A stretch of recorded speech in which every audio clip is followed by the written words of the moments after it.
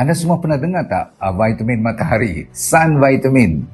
Mungkin dah tahu kot. Vitamin D3 amat mustahak. In fact, is the number one vitamin. Sebenarnya dia bukan vitamin, dia sebenarnya hormon, tahu tak?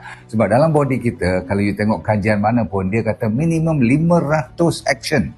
Maksudnya 500 punya enzymatic, orang panggil proses. Enzymatic ni maksudnya kalau nak buat vitamin tu, kalau nak buat lemak, kalau nak buat tulang, nak buat bagi otak boleh fikir lebih, semua memerlukan vitamin D3. Dan kenapa ada K2 pula? Tanpa K2, D3 saja dia tak berapa cun. Maksudnya dia akan kadang-kadang bila dia tarik kalsium nanti berlebih-lebih pula, bahayakan buah pinggang semua kan. Jadi semua Tuhan dah jadikan. Orang sains dah confirm D3 partner dengan K2 tu dipanggil D3K2+. Jadi fungsinya daripada ujung rambut sampai ujung kaki lah, ni real atas daripada semua vitamin dan mineral lain. Dan kita dah tukar nama pun daripada Santera. Kalau orang pening kepala apa Santera ni, kita buat bagi permudah, nama baru ialah D3K2+.